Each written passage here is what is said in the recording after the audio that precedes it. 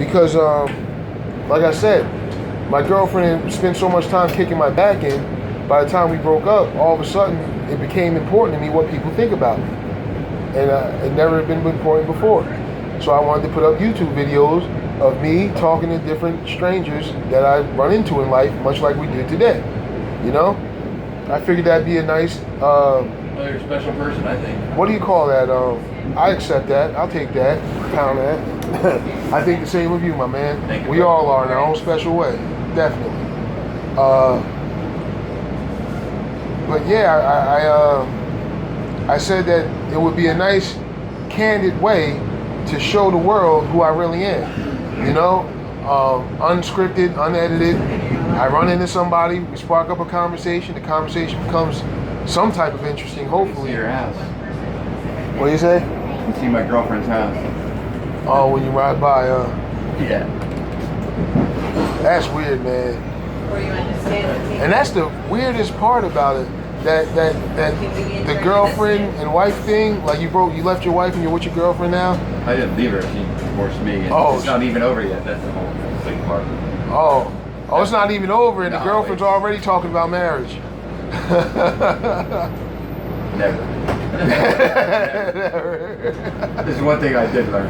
And she has to understand that, right? No, she doesn't. She doesn't. She has 2 kids of her own, so it's... See, now, this is how my situation worked out. I ended up with this girl. I'm with her now. I'm not with her because I don't want, like I said, I explained, I don't want my girlfriend. I just don't. I don't want to be, you're not mine. I'm not responsible for your happiness.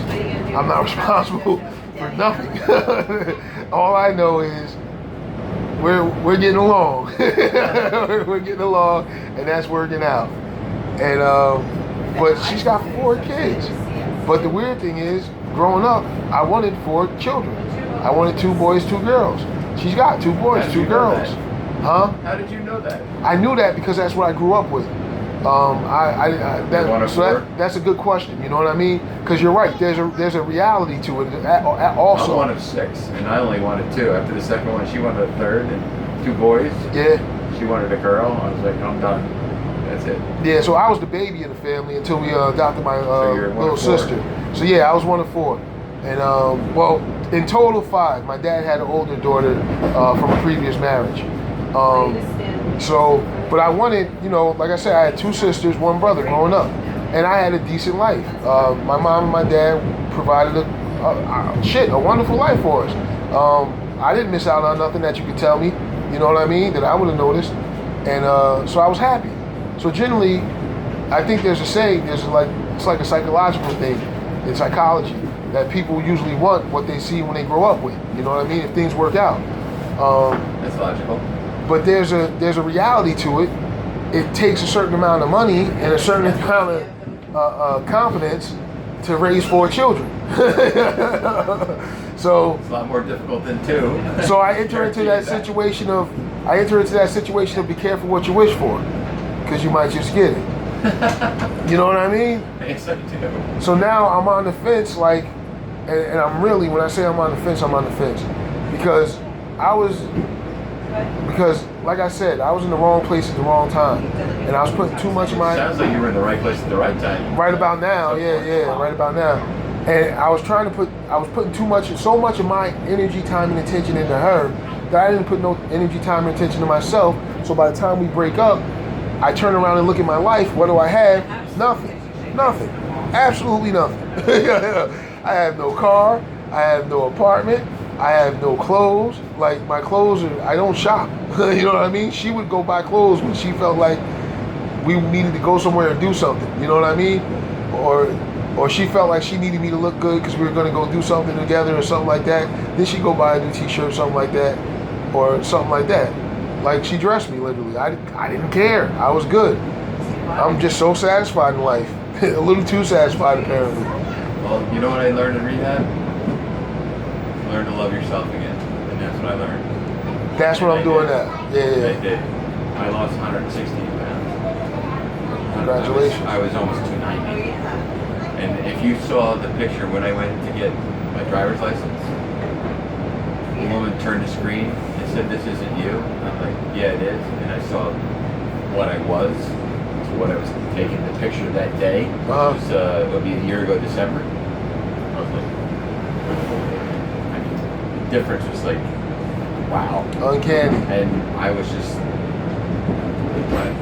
guy that didn't care. I didn't care. And I went to rehab and they taught me you have to love yourself before you can love other people.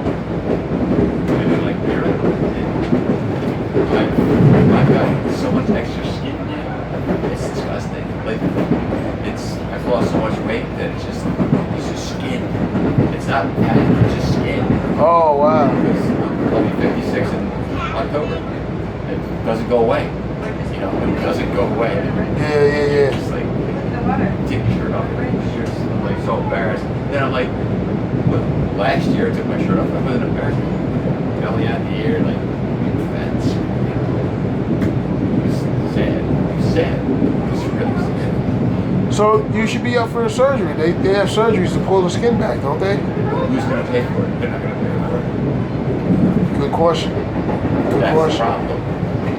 Wow, they suck, bro. Yeah. They suck. They really suck. And she's gonna be rich anyway? That's horrible. I've lost so much shit. That's horrible. I told you, the next thing in my life is getting struck by life. That's the next thing in my life. You're a bad person. Alright, this is red, man. So I can walk with a limp. I already do. Sad. But This that's is red, Mike. I'm looking at the context clues in my life. I think I'm in the right position, man. I'm gonna fight it. I'm gonna fight for it, rather. I'm in that position where I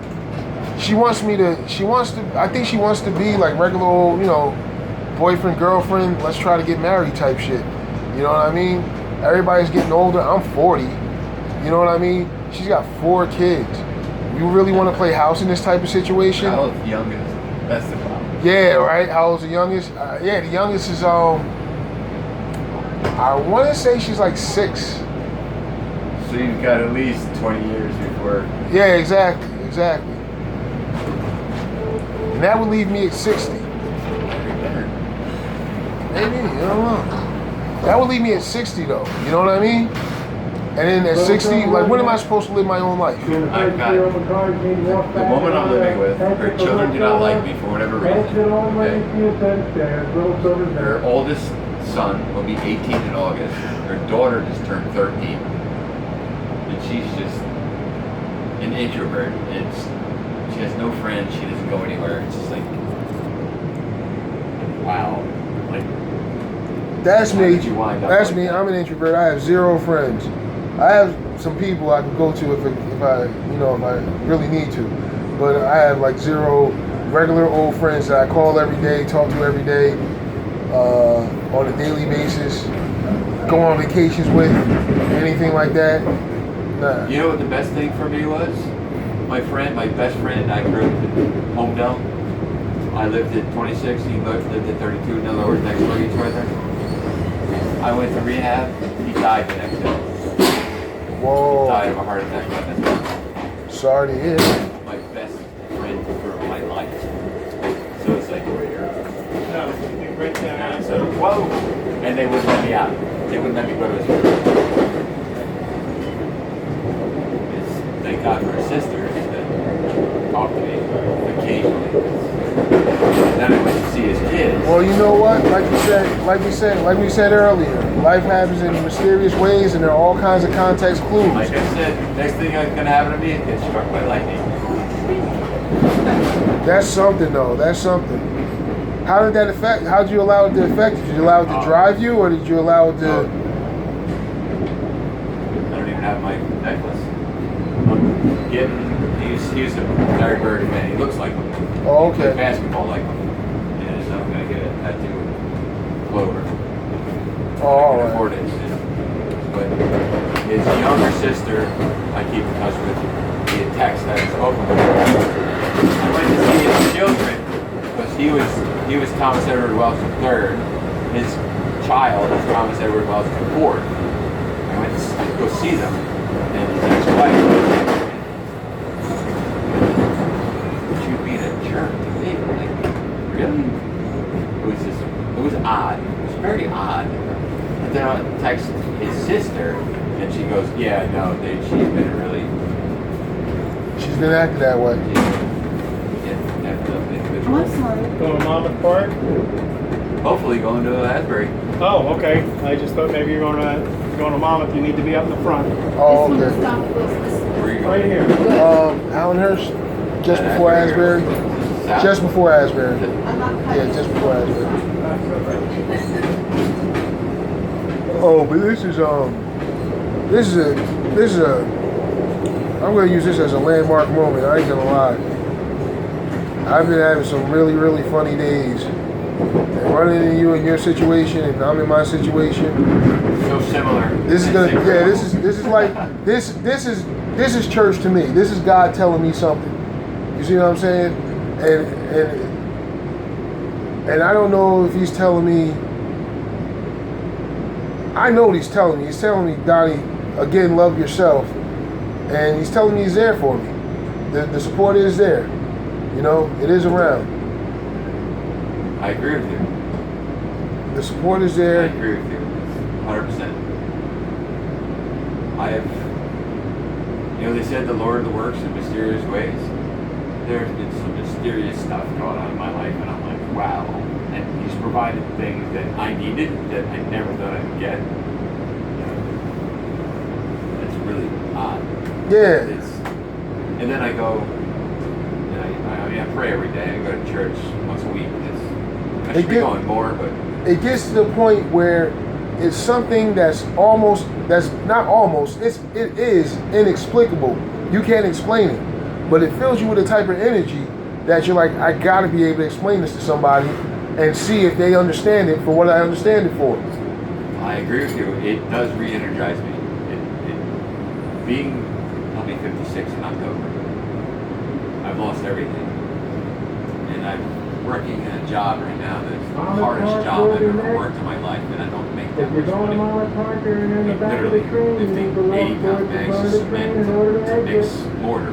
Okay, so I'm starting at the bottom, and it's apropos that I'm making a foundation.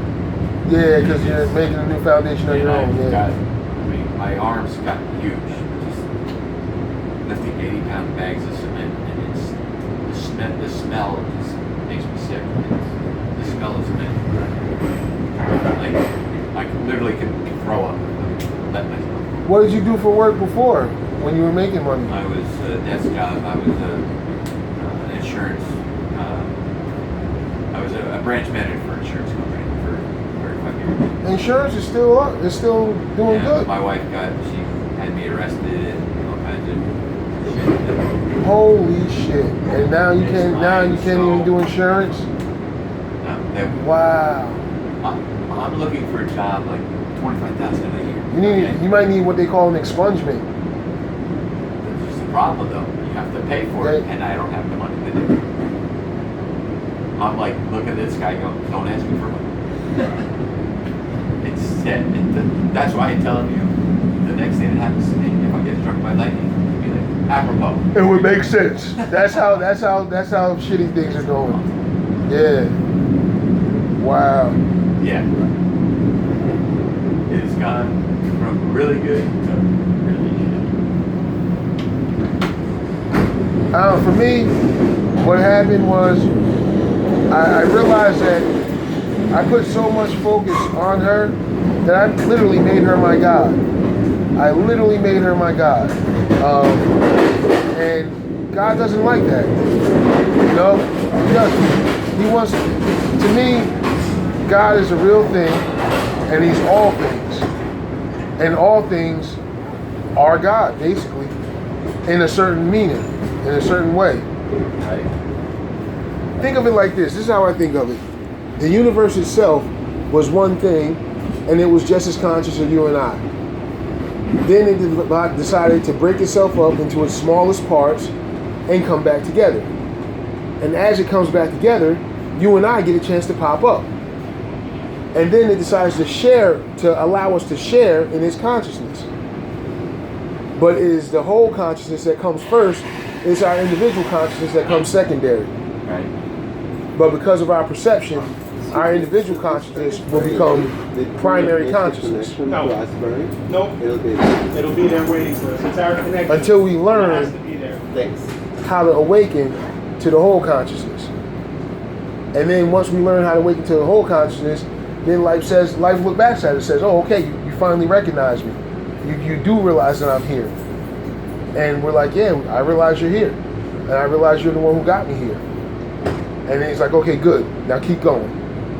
And then you keep going with that new aspect, and then you get yourself in order, and all things around you start falling into order in some, again, inexplicable way that there's no other way to explain it but to say, oh God. That's the only way you can explain it, is just, oh God, you know? Like I told you, I got some things that just fell in my lap that were inexplicable. Me You too. cannot explain it. Look, this girl, when I left the hospital, I went straight to the shelter. Now, the Jersey Shore Rescue Mission in Asbury. Now, they only let you stay there for 10 days at a clip and 30 days max for the year. So I had another friend, another girlfriend, who I could stay with her, and she was like a mutual friend between me and my ex-girlfriend. And I could stay with her, but she has issues and children of her own. I mean, I appreciate it and everything, but I don't want to be in the middle of your shit, adding more stress and pressure to your home, you know? Yeah. So, You really do it. so I say to myself, I'm going to stay here at the shelter until I can figure out what I'm going to do, you know? And that's what I was doing. I was staying at the shelter. And then when I started realizing my days at the shelter were running out, I would stay at that other girl's house to try to alleviate and save some of those days. And then in the end, I said, you know what? She had, God, she ended up going out to a yard sale and getting a couch. Because before that, she had this old leather couch, like this really old third-hand leather couch that was really torn apart. And the dog that they had used to lay on it. I laid on it one day and I got this rash on my arm. I could have swore it came from the couch. And I wasn't trying to sleep on that couch or stay at her house or sleep on the floor. She goes to a yard sale and gets a new couch. The couch that she gets is the same model couch that my parents had. The same couch that I'd be sleeping on if I broke up with my girlfriend and went and stayed with my dad again. So I took that as a sign. And I knew she needed help with her rent and everything, so I offered to stay on her couch for $100 a week. And use the couch bed. So I started that, but then she tried to take advantage of the situation and make me be like a maid in the house, and was doing it like kind of weird the way she was doing it. Dude, She wasn't talking directly to me. You because if I look in the mirror, I see you. Because I'm doing the exact same thing. Go ahead. And so I said to myself, and I heard her over, she was like, I woke up one morning, she's just yelling in the air, oh, this isn't a hotel. People are going to help out and keep this house clean and neat. This is a home. And if anybody who can't be a part of it can just leave, da-da-da-da-da. And I was like, you know what? That's all I need to hear. I can leave. But the only reason I can leave is because, oh, God, this girl called me up saying that my girlfriend called her up with some crazy-ass message or something, and she didn't know what was going on. And then we started talking. Started fucking. And she wanted me to move in. She's digging the kid. And no woman wants to really be alone. Nobody really wants to be alone, except for loners who act like they really want to be alone, you know? And so I took her up on her offer now to stay with her. But staying with her isn't just me staying there until I can find my own apartment, which is what I needed to be. It's me getting snowballed into being the surrogate father of 4. And it's like instant